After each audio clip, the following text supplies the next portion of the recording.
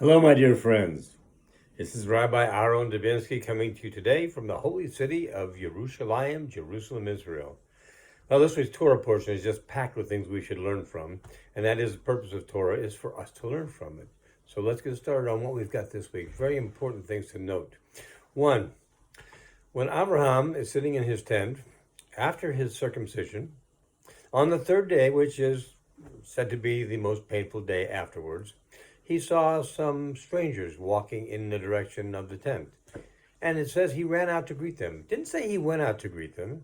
It says he ran out to greet them. Now you're talking about a man who had to be, okay, I understand how old he was. He was 100 years old. And had to be in great pain. He didn't just get up and go ask them to come to visit him. He ran to make sure he didn't miss them, that didn't have the chance to get by where he was so he could do the mitzvah of taking care of guests. Great guy, this guy. One of the things that makes him one of our patriarchs. So let's go further in this week's parsha. He finds out that Sodom and Gomorrah are going to be destroyed. Now, interestingly enough, the Torah tells us that Hashem kind of played with the idea in his head. Should I tell him? Maybe I shouldn't tell him. Maybe I should tell him. Maybe I shouldn't tell him. I don't know. Maybe at the end of the day, he told him that he was going to destroy the cities, for their sins were just so great. There's nothing that can be done to alleviate them, to abrogate them. So what he did is he started bargaining with Hashem. He started bargaining with the creator of the universe. He said, what if there's 50 people there who are holy? 50 people, you would kill the 50, you'd kill the 50 along with all the other bad people? Hashem says, for the sake of the 50, I wouldn't do it.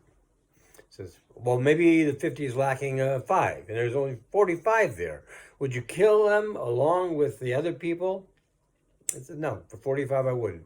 And he keeps going down and down and down and down because he knows what's there until he finally gets to 10. Would you do it for 10?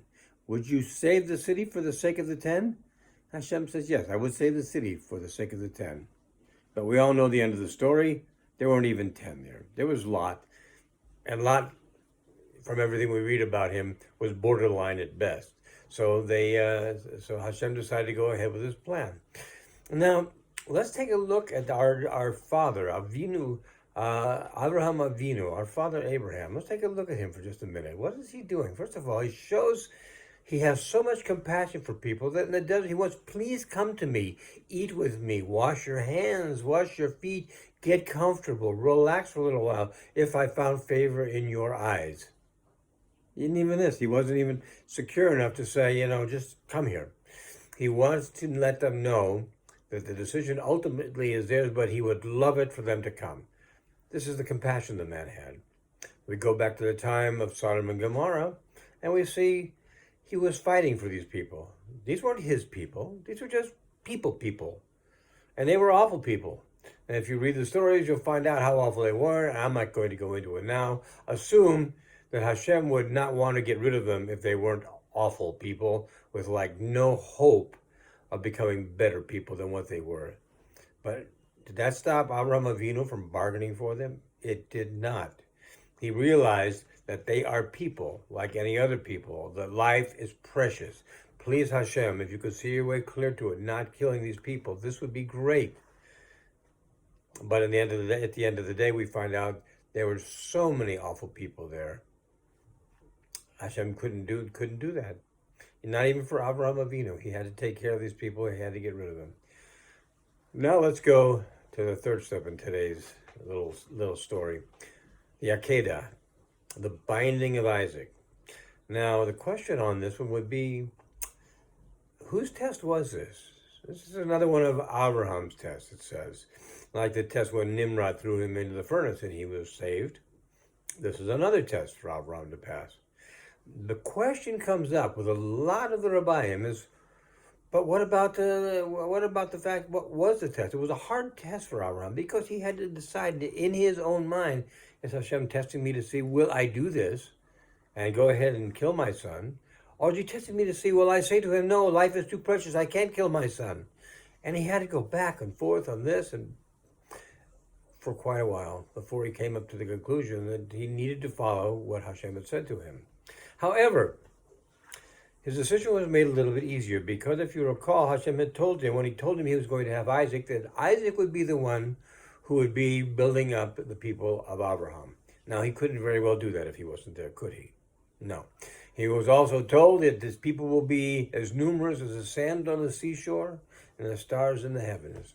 Again, kind of an impossibility if he's not there to do it.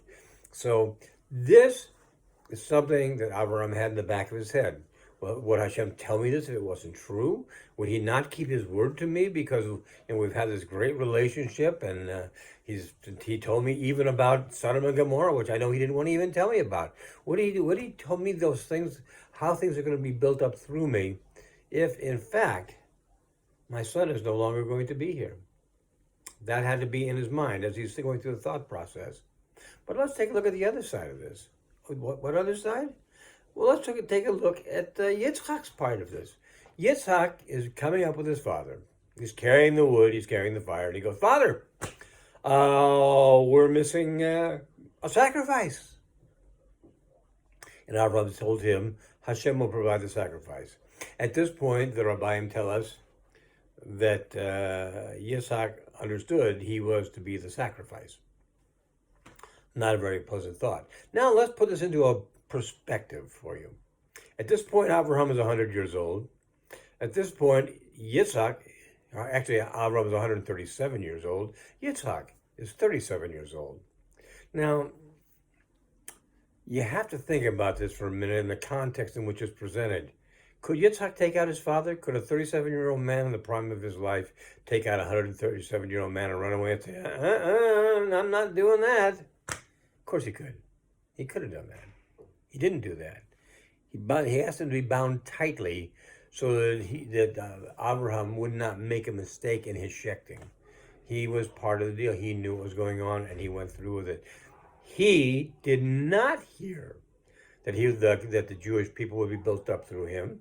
He did not hear that they would be as numerous as the sand on the seashores and the stars in the heavens. He didn't hear this. He didn't have the benefit of this that Abraham had. He had no benefit. So he went through it because actually part of the test was for him to see would he go through it, even though he could easily get away. And he did pass the test with flying colors. As a matter of fact, there are those rabbiim who say that at the time of the Akedah, actually Abraham did get to the point where he actually cut. And Yitzhak did for a while leave this world and go to Gan Eden. How do we know this? Because later on, when Yitzhak is giving the blessing from Yaakov and Esau, and he smells the smell. It says, your voice is the voice of Jacob, but your smell is the smell of Esau. He's talking about the fact that Esau had a particular set of clothing which had been passed down generation to generation to generation from Adam. And it had the smell of the Garden of Eden on it. That's why a lot of the rabbis say that Esau was so successful in all of his hunting. The animals were naturally attracted to him. So he was wearing Esau's clothes because maybe he sent them out to the cleaners. I don't know. But anyway, they were there. He wore them. And he said, Isaac said to him, I feel the smell of the field. And a lot of people think, the field where he went hunting, sure. And maybe that's what he meant. And maybe not so much so. Maybe what he meant was, I remember the smell of Gan Eden, and you smell like Gan Eden, which is how you've always smelled to me because of the clothes you wear. So I know it's you, and because of this, Yaakov got the blessing. So things aren't always what they appear to be, my friends. We have to look at the situations that present themselves to us and say, this is a lesson for us. It's a lesson for us that Abraham, when he was in great pain, not just went out, but ran to people so they could be his guests, so he could take care of that mitzvah.